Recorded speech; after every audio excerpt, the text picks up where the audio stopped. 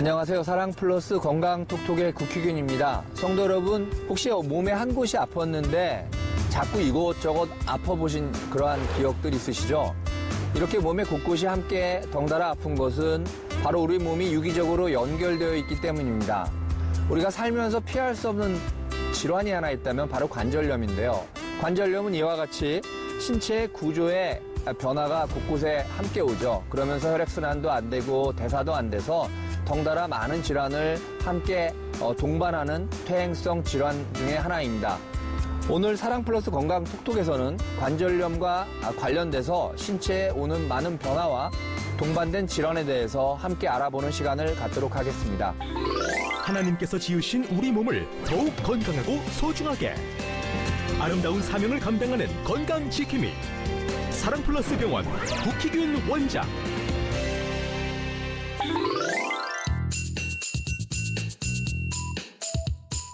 원장님, 무릎 부위에 통증의 원인은 어떻게 다른 겁니까?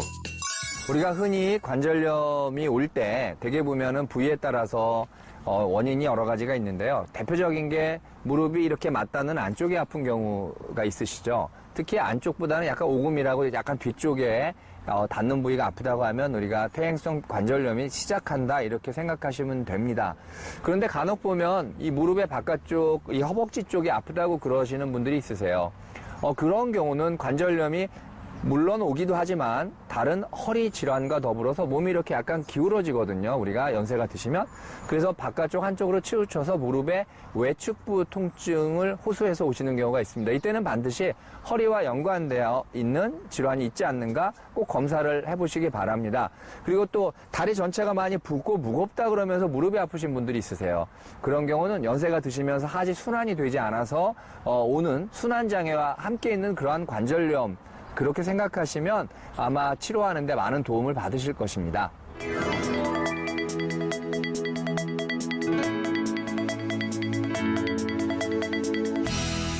원장님, 무릎에 통증이 느껴진다면 운동을 하는 것보다 휴식을 취하는 것이 더 좋은 방법인가요?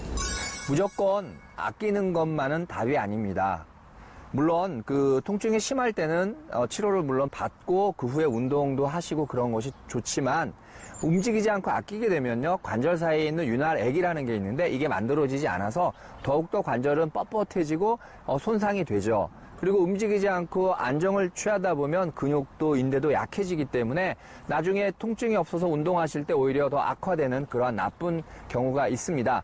그렇기 때문에 통증이 느껴진다고 하면 많이 붓고 심한 통증을 치료를 받으시면서 좀 좋아질 때는 그 상태에 맞는 근육을 많이 쓰지 않는 운동, 우리가 흔히 등척성 운동이라고 하는데요. 그런 운동을 통해서 관절을 좀 움직여주면서도 근육을 마르지 않게 하는 운동을 해서 관절의 회복을 이렇게 기다리시는 것이 현명한 방법이 되겠습니다.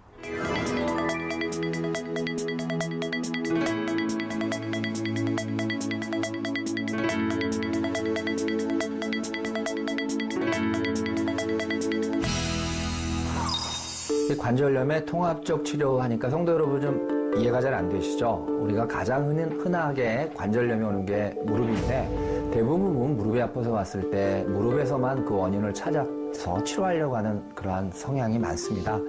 환자분의 연령이나 평소 생활 습관, 또 하고자 하는 운동, 또 직업 이런 거를 또 고려해야 되는데 그렇지 않고 체형은 바른지, 또 몸은 몇 킬로나 나가는지, 고혈압 당뇨는 있는지, 비만은 어떤지 이렇게 전반적인 신체에 대해서 꼼꼼히 찾아서 이게 다리에 어떤 영향을 주는지 사전에 원인을 함께 고민한다면 우리 노인분들이 연세 드셔서 관절염이 심해서 수술하면 어떡하나 결과가 안 좋더라 이러한 걱정을 상당수 덜어드릴 수 있거든요. 그래서 고령의 퇴행성 관절염 환자인 경우에는 일상생활에서 활동의 제약이 심하고 운동량이 적어지기 때문에 누구나 가만히 생각해 보시면 다른 만성 질환을 갖고 계실 수밖에 없습니다. 결국은 무릎 관절 통증을 일으키는 다른 여러 전신 상태를 함께 좋게 하는 것들이 좋은 결과를 가져올 수밖에 없다는 것은 뭐 다 이해가 되실 겁니다. 바로 이러한 관점의 치료가 통합적 치료라고 하는 것입니다. 통합적 치료에 그러한 사례는 참 많습니다. 앞서 말씀드린 바와 같이 무릎의 통증을 일으키는 다양한 2차적인 원인까지 함께 생각해서 통증의 원인을 치료하고 재발을 막기 위해서 실제로 여러 가지 치료를 하지만 꼭 체크해 봐야 되는 게 바로 허리의 어떤 이상입니다. 나이가 들게 되면요, 무릎 관절염이 와서 관절이 좁아지는 것처럼 허리에서 나가는 신경관의 그 간격도 좁아집니다. 그리고 허리 근육이 약해지죠. 이거는 통증이 아니기 때문에 병원에 오시지 않습니다. 다만 몸이 자꾸 기울어지고 하체에 힘이 없죠. 그리고 한의원에 가서 진맥을 하면 맥이 좀 가늘어진다, 이런 이야기를 들어보셨을 거예요. 이게 바로 노화가 전신에 함께 오는 그러한 증상입니다. 그렇기 때문에 치료를 할 때 아픈 부분만 해서 되는 게 아니라 영향을 주는 다른 모든 부분도 함께 치료해 나가는 것이 중요하죠. 그걸 바로 통합적 치료라고 합니다. 저희 병원에서는 반드시 무릎 통증으로 와서, 제가 무릎을 전공하긴 했지만 내원하시는 모든 분들을 허리도 기본 검사를 하고 전체 순환과 관련된 신체 기능 검사도 함께 해드리고 있습니다. 네, 사례 첫 번째를 말씀드리겠습니다. 무릎이 아파서 병원을 내원하셨는데 이분은 엑스레이를 찍은, 보통은 무릎이 오다리로 해서 무릎의 안쪽이 이렇게 관절염이 오는데 이분은 바깥쪽이 이렇게 좁아지셨어요. 그래서 외측이 닳아있는 것을 확인할 수 있었는데, 한 가지 흥미로운 것은 이분이 무릎만 계속 치료하고 다니셨던 거예요. 그래서 허리와 연관성 있게 보시질 않았더라고요. 그래서 제가 오셨을 때 허리 사진도 찍고 몸의 균형은 맞는지 봤더니 특이한 거는 발목 아래에 혈액순환이 되지 않는 그러한 소견과 허리에 퇴행성 디스크가 있는 것을 발견했습니다. 그래서 이분은 퇴행성 디스크로 해서 몸이 이렇게 한쪽으로 기울어져서 무릎의 바깥쪽으로 힘이 많이 가는 상태에서 관절염이 왔던 것입니다. 만약 이 환자분이 무릎 사진만 찍고 무릎을 계속 치료받으셨다면 결국 이 무릎은 관절염이 심해져서 한쪽 무릎 아프던 게 반대편 무릎까지 진행돼서 고생을 많이 하셨을 것입니다. 그렇기 때문에 이 환자분은 저희가 어떻게 치료했냐면 허리 교정과 더불어서 무릎 치료, 그 다음에 도수재활 치료를 통해서 삐뚤어진 몸을 잡아드리고 발목 아래 혈액순환 안 됐던 것들을 개선을 해서 함께 치료했던 통합적 치료를 시행했던 경우입니다. 예, 사례 두 번째 말씀을 드리겠습니다. 54세에 인천에서 오셨던 분이세요. 제가 이분은 기억을 하는 게 지난 3, 4년 동안 무릎이 아파서 병원을 다녔는데 아직은 관절이 쓸만합니다, 이런 얘기를 들으셨대요. 그러니까 관절이 쓸만합니다 이렇게 병원에서 이야기하는 거는 1기나 2기 관절염이거든요. 그것도 엑스레이 상에서. 근데 이분은 계속 일상생활에 불편을 했습니다. 그래서 이분을 봤더니 이 무릎은 엑스레이 상에서 2기 관절염은 맞아요. 3기가 채 안 됐습니다. 근데 앉았다 일어났다도 못 하시더라고요. 성도 여러분, 기억하실 거는 병원에 가서 의사 선생님들이 엑스레이를 찍어서 아직 쓸만한 관절입니다 그러는 건 연골이 괜찮다는 겁니다. 이분은 무릎과 무릎 사이에 연골판이 찢어지셨어요. 그래서 찢어진 연골판을 가지고 쩔뚝쩔뚝 다니다 보니까 허리도 별로 안 좋으셨어요. 여기 이분은 보면 무릎은 무릎대로 또 병원을 다니셨고 허리는 또 허리대로 병원을 몇 년 동안 다니면서 주사를 맞았는데 도대체 무릎도 안 낫고 허리도 안 나서 매일 우울한 나날을 보내고 계셨죠. 조금 전에 말씀드렸듯이 전체적인 문제가 오기 때문에 병원에 왔을 때 제가 무릎 사진, 허리 사진, 몸의 균형은 어떤지를 함께 찍어서 확인을 해봤더니 연골판이 조금 찢어지셨더라고요. 그래서 지금 사진에 보이는 것처럼 연골판은 내시경으로 제가 안에 이렇게 다듬어 드렸고요. 허리는 신경 성형술이라 그래서 신경에 나가는 관이 좀 좁아진 데다 약물을 넣습니다. 그리고 삐뚤어진 몸은 교정을 통해서 3개월 동안 체형 교정을 함께 치료를 해드렸죠. 근데 이분이 또 이렇게 오랫동안 아파 보니까 복부 비만, 내장 비만이 많으셨어요. 그래서 제가 이제 상담하는 가운데 어떻게 하면 식생활을 통해서 내장 비만이 줄일지, 식생활 개선, 그다음에 음식을 어떻게 드셔야 되는지 식단표 같은 것도 드리고 생활상에서 운동은 어떻게 해야 되는지 이러한 말씀을 드려서 이분이 지금은 아주 행복하게 잘 지내시죠. 특히 우리 성도 여러분이 기억하실 거는 비만인가, 우리가 내장 비만이 많은 경우는 무릎 관절염이 발생할 비율이 2배가 높습니다. 그리고 비만은 수술을 한다고 해도 염증이 많이 생기고 근육이 잘 안 생기기 때문에 흔히 우리가 몸이 약간 비만이 있다 생각하시는 성도분들께서 병원에 가서 어떤 치료를 받거나 수술을 받을 때 반드시 몸에 비만을 함께 치료하셔야 염증도 안 생기고 근육도 생기고 운동에 빨리빨리 적응하실 수 있는 것을 기억하시고 비만 치료도 중요하다고 생각하시고 좀 치료 방법을 상의하시기 바랍니다.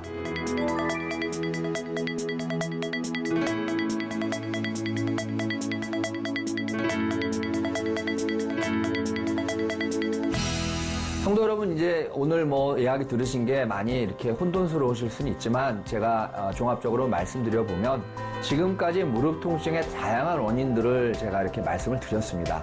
근데 같은 무릎 관절염이라고 해도 질환을 유발하는 원인이 사람마다 다 조금씩은 차이가 있죠.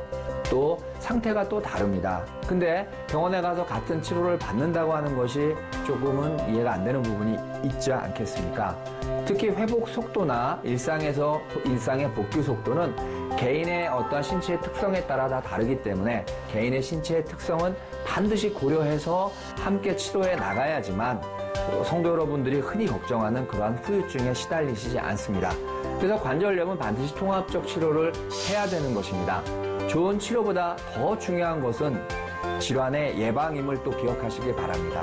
평소에 관절에 힘을 많이 받는 그러한 생활 습관을 갖고 계시다면 스스로 피곤한 관절을 쉬게도 하시고요. 평상시에 허리와 무릎이 약하시면 허리와 무릎의 통증을 줄여주면서도 강화하는 그러한 운동법도 익히시기 바랍니다. 마지막으로 오늘 허리와 무릎의 통증을 줄여주는 스트레칭 방법에 대해서 소개해 드리겠습니다.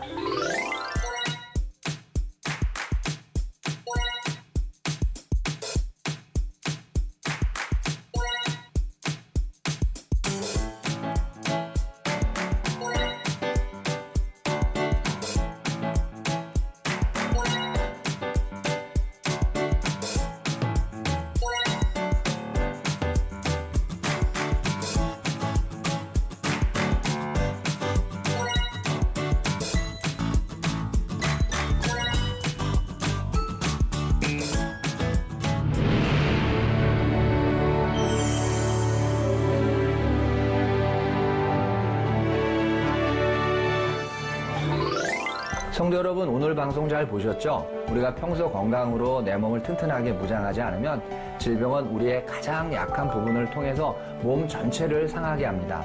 하나님의 전신갑주를 입어라. 같은 맥락이 아닐까 생각해요. 우리 하나님의 말씀과 하나님께 기도하는 것으로 내 몸을 튼튼하게 하지 않으면 사탄이 그 틈을 통해서 우리가 어려움을 당할 때마다 낙담하고 실망하게 저희를 만들 것입니다.